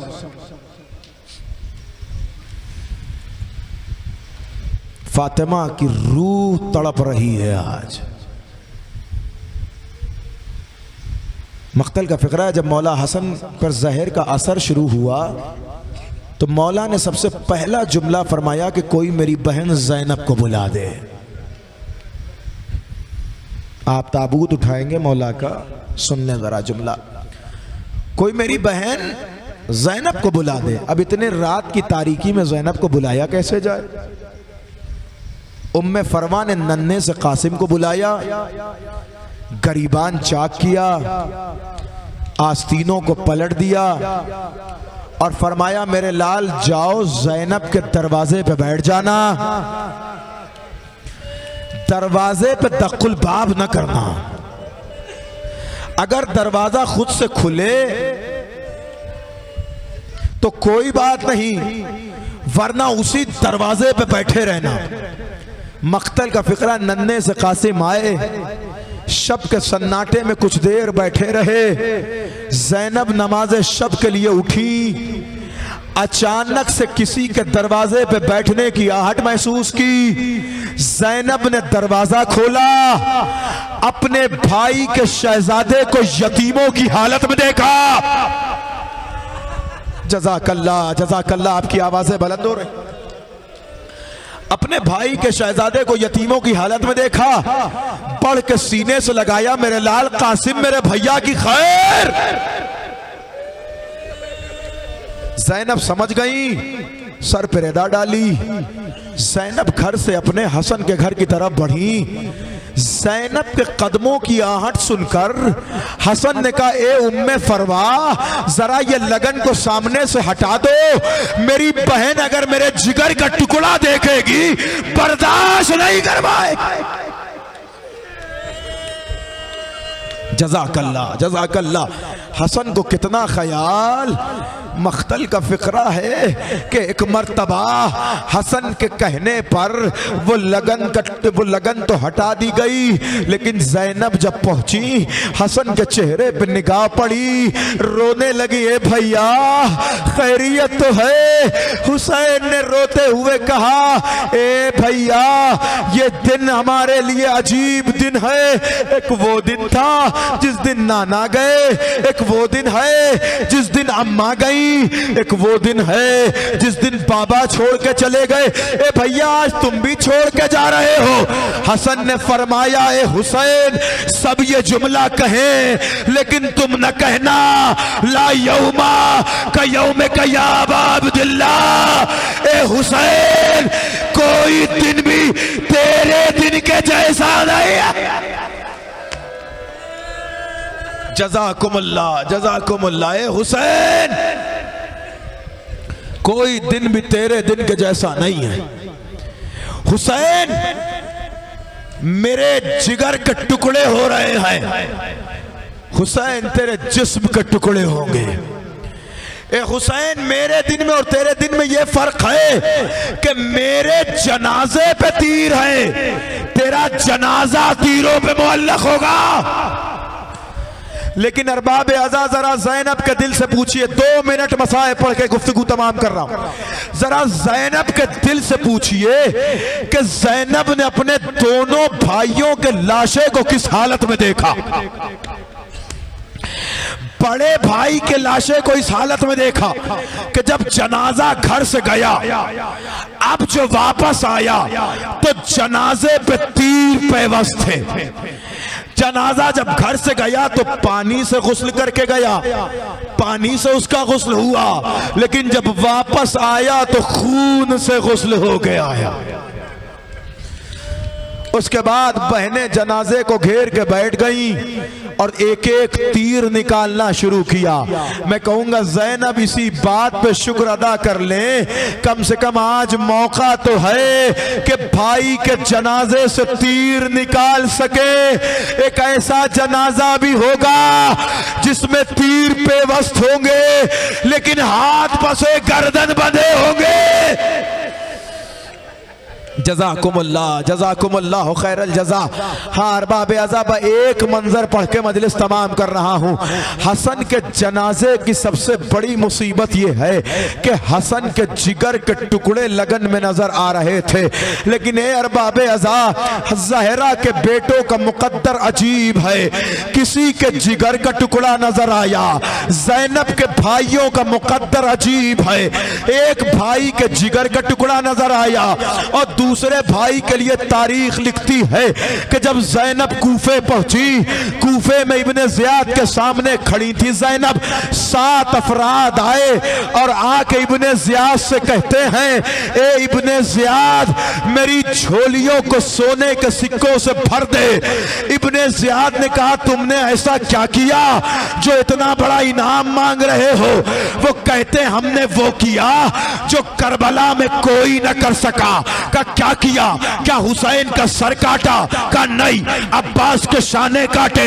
नहीं। ज़ैनब की रेदा छीनी? का नहीं। का फिर तुमने किया क्या है? ज़ैनब सुन रही हैं। उन 7 ने बैक ज़बान होके कहा, वल्लाहि कद रज़ज़ना सदरल हुसैन। ऐ इब्ने ज़ियाद, हमने हुसैन के सीने की हड्डियां तोड़ डाली। क्या सुन रहे हो अज़ादारों? ऐ इब्ने ज़ियाद, हमने हुसैन के सीने की हड्डियां तोड़ डाली। का कैसे तोड़ी?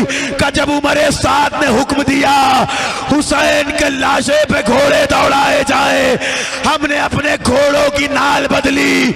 जैसे जैसे हुसैन के लाशे पे घोड़े दौड़ाए जाते थे, हुसैन के हड्डियों के चटकने की आवाज हमारे कानों में आती थी। हमने हुसैन के लाशे को टुकड़े टुकड़े कर डाला। हाय ज़हरा के बेटों का मुकद्दर, हसन का जिगर टुकड़ों में तकसीम, हुसैन का जनाजा टुकड़ों में तकसीम। लो आ गया हसन का ताबूत, मातम करो अजीजो, अजीब मुसीबत है। जनाजा उठ रहा है ज़हरा के लाल का। मदीने की गलियों में हसन का ताबूत खून में गलता होकर वापस आ रहा है। अरे बहने किस दिल से देखे पहला जनाजा जो घर से बड़ी शान से निकला, लेकिन खून में गलता होकर वापस। इसी तरह की और वीडियो देखने के लिए साबिरा स्टूडियो चैनल जरूर सब्सक्राइब करें।